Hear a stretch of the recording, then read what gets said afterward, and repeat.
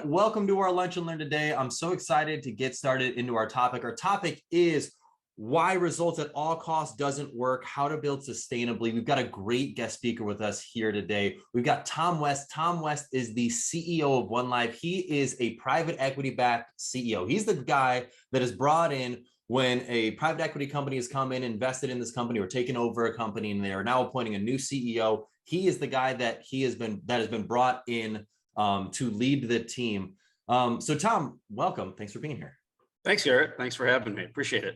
So Tom, first question, I would imagine that when you are brought into a company, my assumption is that you are not always the most popular person on the block when you're brought in, because maybe the previous team or the team had a lot of love and appreciation for the previous CEO. And maybe they were a founder, maybe they were really creative, maybe they were someone who really got the mission and vision and ethos of it. And now they're like, who is this private equity guy? Is that true? Like, how does that normally work when you come into a new organization? Yeah, it's a delicate balance for sure. You have to really have a good sense and temperature of the organization and its culture. And my model is really to come in and listen a lot more than I talk in the early days, and really try to understand what the challenges are. Because really, at the end of the day, my job is to come in and drive growth and solve problems. And generally, I'm able to identify opportunities to solve problems early, just based on my experience having run a number of different companies. And you get some of those early wins on the board, and people start seeing that, hey, he's actually here to drive and support us in our success. And you can get that flywheel turning, but it can go the other way quickly too if you're not careful. So Tom, when you're working with the team, are you able to typically identify some core wins? By the way, I love that you identified the power of getting wins early and quickly, because I know for a lot of change initiatives, you need to have those wins. People are typically resistant to change inherently. And so if you can get a quick and early win, that can be huge. Are there typical ones that you identify that maybe the previous executive team or that previous executive teams tend to overlook? Yeah, well, a lot of times, founders, over for a founder, they have very specific strengths. They might be an engineer that has built the company, or they, might just be an industry expert.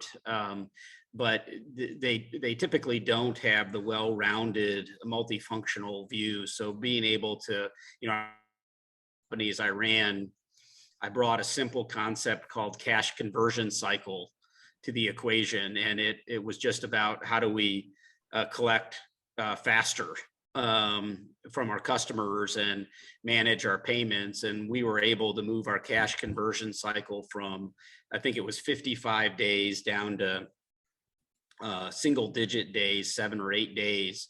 And that resulted in cash generation to the company of 15 million, literally in doing nothing. So we got a free $15 million loan essentially just by executing more effectively. And that win really helped us to be able to invest in other areas that really needed investment, but just you hadn't had the resources to be able to deploy. Sure. Yeah, that makes a lot of sense. So one common thing that I will see, because we do have a lot of leaders that are in private equity backed firms, and so often what'll happen, and this is something I know I've shared with you before, and what so often will happen is there'll be this such high focus on results. We'll make an acquisition, we'll bring in more.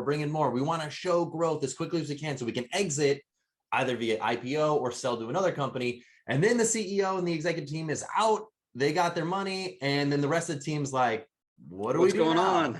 Yeah, exactly. How, like, in something I know you and I have talked about is that, obviously every private equity firm is different. One, as a leader, how can we ensure that we're not perhaps getting into the bed with a private equity firm that, also understands that to build sustainably and scalably, we have to be investing in the people too? So how do we identify that? And then two, how do you go about instilling that and make sure that that happens with the teams that you're leading as well? Yeah, no, it's to me, it's probably the most important thing that I look for in private equity partners and that I try to drive within my teams is how do you build for the long run? In my opinion, probably the most important measure for a private equity firm is not necessarily, what are their returns on the businesses that they sell, right? Buy low, sell high, but how do those businesses perform after they've sold them? If you talk to people that are inside private equity, they will tell you that companies build private equity. There are certain private equity firms that have built reputations for being quick in and outs versus building sustainably for the long run. And so I think it starts with trying to identify those that genuinely care about the long haul. And then I think as a leader, it's your job to identify and build a long-term strategy. I think most of us can figure out what are some short-term things we can do to move the needle or juice the financials, but it's much more compelling to be able to identify what's this business going to be in 3 years, 5 years, 10 years, and how do I build towards that outcome? And that's really what I try to bring, is constantly looking at what the future might be in the big picture, while we're building the foundation today. Yeah, that's interesting. It makes me think, one thing that comes to mind immediately is, and I love that you brought up this notion of, okay, how did those companies do after the acquisition happened? You would logically think that any acquirer, any company that might be acquiring a private equity backed firm will look at that private equity backed history and see like, okay, well, they've had, 10 acquisition, or they've had 10 sales to another company, and immediately that company had people issues, people left like in droves, and it just totally fell off the map, and it was not a good acquisition. You would think that an acquiring firm would do that due diligence, but it sounds like they're I don't not think they looking. do. I think they should, Okay, tell but me about that. Tell me about yeah, that. yeah, I don't think they do. And maybe deals are so specific individually that you're looking at the company and really trying to understand, that specific company because that's what you're buying. But there are definitely a lot of firms that are formulaic firms in terms of how they um, create value that I think adding this kind of approach to their mix would be really important.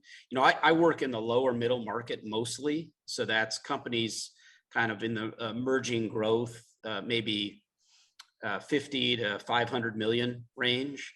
And so in that area, generally these companies are sold to other larger private equity funds. So it's one early buyer that's the first private equity fund that tends to be a smaller fund, then sold to the next private equity fund. And I think building for that infrastructure, bringing in leaders that have headroom to grow above, not just one chapter but two chapters, is I think a really important framework to bring to an equation when you're leading. Yeah, no, I think that's really great. I think that makes a ton of sense. So we talked about this performance after the acquisition, but while the acquisition's going on, let's say I'm a leader, I'm in a company that's now been acquired. Maybe I wasn't the CEO, maybe I was a chief revenue officer, maybe I was a vice president, maybe I'm a leader within the organization. The company's now been acquired.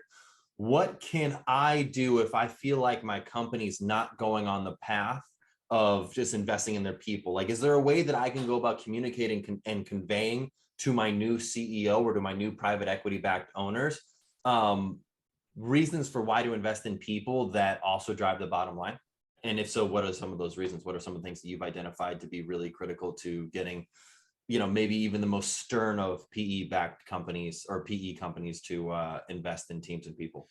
Yeah, no, I think to me, it starts. I don't know if you've ever studied some of the loyalty work done by a guy named Fred Reichheld at Bain.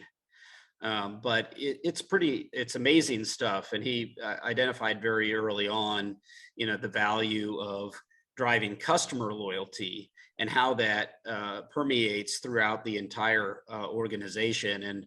And he just wrote what will probably be his final book on, it's called Winning with Purpose.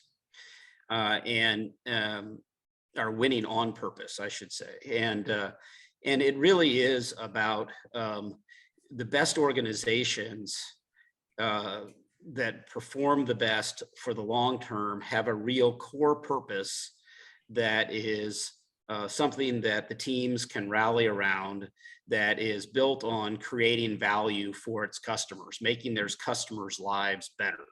And people feel really good about that. And I think the more as a leader that you can drive your company towards purpose-driven approach, the more that is going to resonate within the teams and attract other like-minded people that really want to make a difference in the customer universe. We are OneLive is a e-commerce as a service provider. Basically, we have direct to customer in a box for anybody who's kind of mid-market companies that don't have their own internal e-commerce teams. And we serve a lot of folks in the music industry, some of the top artists and bands around the world, as well as roughly 50 NBA and NFL teams. And what's really cool about part of our purpose is really being able to provide sustainable income to these organizations. So as an example, one of our clients is KISS, and KISS, of course, is great at merchandising. And unfortunately, this last the pandemic cycle has been really tough on the music industry. Most of the revenues come from touring. And when touring stops, what else do you have? You have your e-commerce store. And so KISS was able to use the proceeds of its merchandise store to keep their entire team employed during the pandemic, which is pretty cool. That we wrote essentially 210 million in checks back into the industry during the last year of the pandemic, which was really powerful. But I think, and our team feels really good about that. And I think it binds people together knowing that we're making a difference. And so, if I'm somebody in an organization that feels like it's going off the rails, or making money, or driving results is not a purpose, right? And if that's what the private equity company is pushing, you got to find a way as leaders to be able to connect that to the core purpose of your organization, in my opinion. So at what point does, I'm trying to ask the forgiveness versus permission type of question of, like, at one point where you're a leader and you're like, okay, clearly my CEO, who's this private equity backed CEO, doesn't get it, doesn't set a vision, doesn't care. I know because I inherently know, because I know leadership. I read Simon Sinek, I read Adam Grant, I read Brene Brown, I read all these leadership books. I know we need to set a vision. What point do you just do it and just say, screw it, I'm gonna spend the time doing this because I know this is what's necessary for the team to thrive and succeed? Like the ask for forgiveness, not for permission question. Yeah, I personally, as a leader, I love when folks on my team take initiative. Part of my early days, let's call it the first 90 days, is really giving the leaders that are in place the opportunity to give me their thoughts on where we are in the business, what are the opportunities, what are the challenges, what are the things we need to be doing. So I think you have to read the room in terms of understanding what kind of leader you have. I am much more of a servant leader. So my view is my job is to make the team successful and to break down boundaries to make the team successful, to help them align around outcomes and a hill that we're going to go climb, and then do everything I can to help them get there. I think if your leader is like me, they're going to love you stepping up and really being part of that. I think there are leaders that want to be, I call them a bit more command and control, that want to be the one making the decision. And, that's where it's tougher. That's where you're going to have to really work with that leader to see if you can help get them over the hurdle, whatever it is, on creating a vision or whatever you think is the gap that's existing. Absolutely. What do you do to win over those employees that maybe are still really frustrated when you come in and just, maybe didn't like you on first glance because you're not the founder anymore, you weren't the person that hired them in the first place? Like, what do you do to win them over? Or like, what point do you determine, like, okay, we got to just go into a different direction? Yeah, and there definitely is a lot of churn that happens with those leadership transitions. And, I think the better leaders are the people that have done it a lot and are good at it are the ones that are going to come in and listen. And I think you would be surprised as to how far you can move someone who starts out very frustrated, or they have the view from the beginning that, oh, hey, private equity, you guys are the money guys, this is bad. All you're going to do is go after the money. That's a framework that they start from. I think you have to go out of your way to be able to show them that actually, no, you're there. You actually believe in the mission, and that you're going to help drive the mission, and help bring some skills that will actually scale the mission.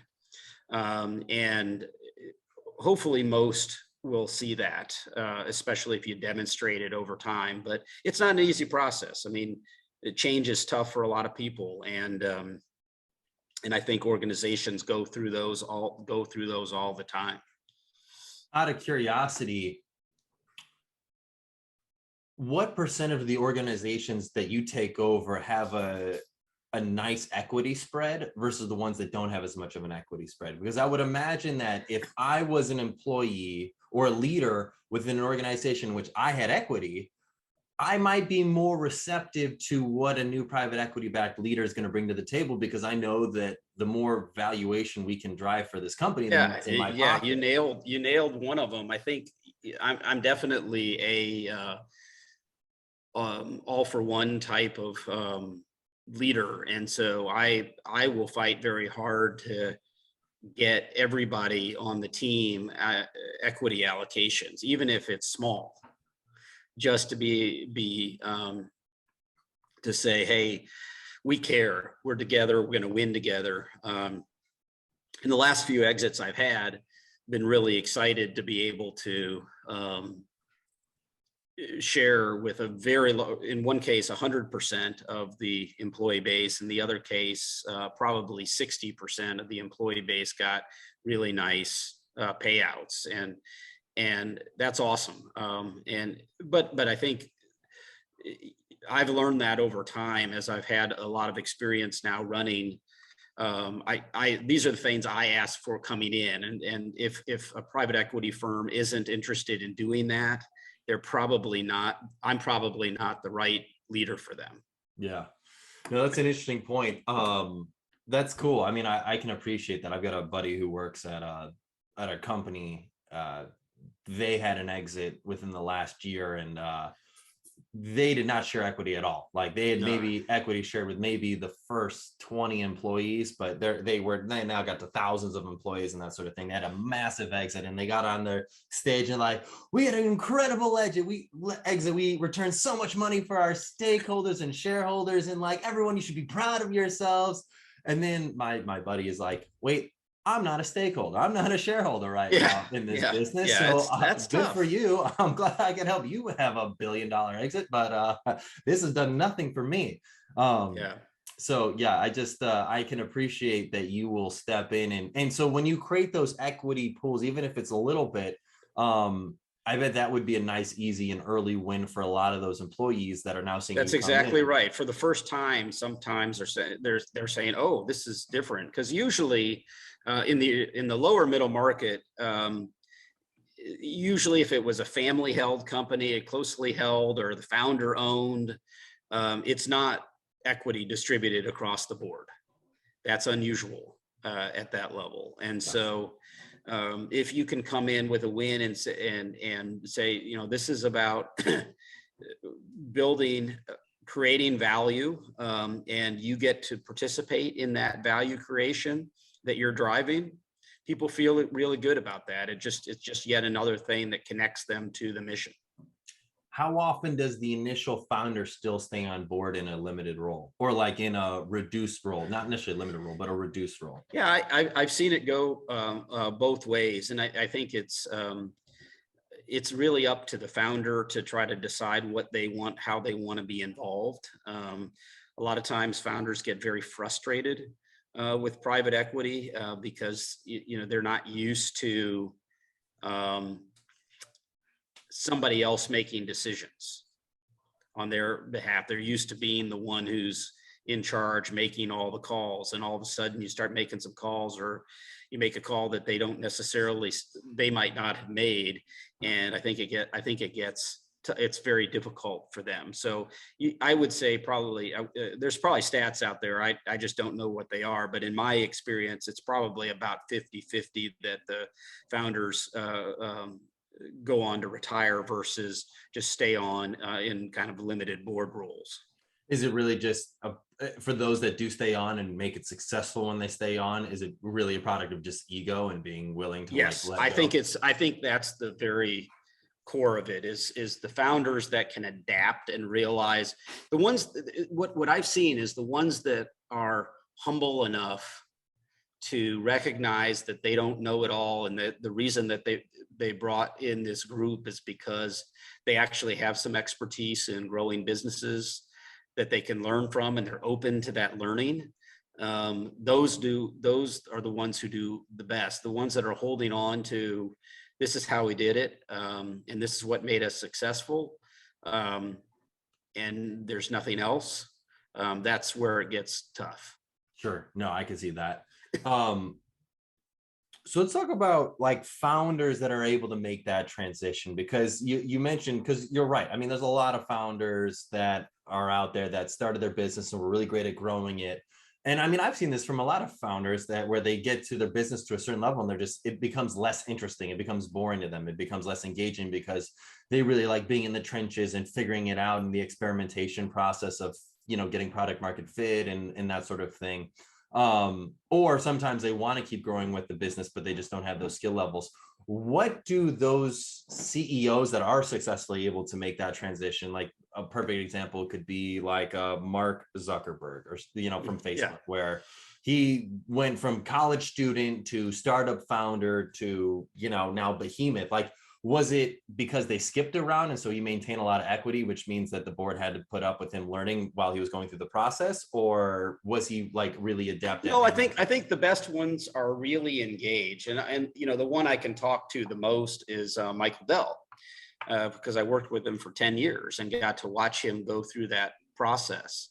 And you know, what was great about Michael, he was comfortable bringing in people around him that were better than him at operations, better than him in finance, better than him in strategy, from that perspective. And he gave them the authority to lead in those areas. And what he believed was he was always that tinkerer that you're describing. He loves new technology, trying to figure out where's the market going, you know, kind of what are the major trends that we need to be betting on. And so he had a back office that had every toy you could imagine, and everything would come in all the time. And he had every month he would do sort of a review of hot, cool technologies that people would come in and just pitch him. Here's the latest in voice recognition or the latest in AI. And they wanted Michael Dell to see it because maybe it could be part of the Dell platform, right? And so he found his energy there by just being the innovation guy, and letting them sort of the leaders that he brought in sort of run the business day to day while he was constantly out front innovating. And I think each successful leadership transition, you probably could look at Steve Jobs, that way. I'm sure Zuckerberg would be that way. Certainly Elon Musk would be that way. They find a role that makes sense for them. I doubt that Elon Musk is doing ops reviews on a daily basis with his team, trying to figure out how the metrics are performing. Right? He's that's just not where he gets his energy, or where he's his best. And so I think if you're a founder trying to figure out path, the more that you can, I think the best answer is let some other people come in and do the things you're not as good at. And you take 100% of your time now on the things that you're really good at. No, I like that. And I think that's a testament in delegation, really. It sounds like that's like a big product of that. And that I'd love to dive further into that topic of delegation, because I know a lot of leaders are in positions where there's a certain mentality that they have about ways that things should get done. And sometimes there's a product of, okay, what's good enough versus like how I would do it. How have you been able to go, like, I guess, could you give me an example, a story of a time where you ended up encountering somebody on your team that maybe that you acquired, that you inherited, where they just were way better at XYZ thing than you were, and you thought you were pretty good at it, and then all of a sudden you're like, this person's way better than me. How did you go about seeding that role, that power, that responsibility, in a way that I guess still maintained a level of respect and allowed you in a humbling manner? Does that make any sense what I'm saying? Yeah, no, I think that's really, as you work up the leadership ladder, whether it's in a large corporate setting, which I was in a Dell for many years, for a decade, or growing a privately held company. I, as a servant leader, I want to see people be successful. That's my mission. And so when I find somebody who's got a really off the chart skill set in an area, I think it's my job to help them figure out how to maximize it. And so, I think some leaders view it as a threat when somebody knows more about a topic than they do. And it takes, I think, courage to recognize that people are coming in as experts. So, normally companies, the last company that I ran, our marketing team when I started was very small. And we had a lot of generalists, and everybody kind of did everything. And nothing really that well, but we had a lot of success. And over time, we were able to build specialists and bring in specialists in data analytics, in digital marketing, in the search engine optimization, in campaign development and management and tracking, right? I mean, it's kind of, and as you bring these experts in, it's amazing what happens.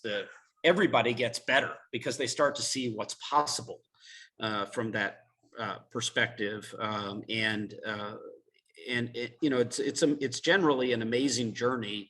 People almost always surprise me to the positive if you give them the benefit of the doubt, to give them an opportunity to go out there and make things happen. As a leader, I'll give you.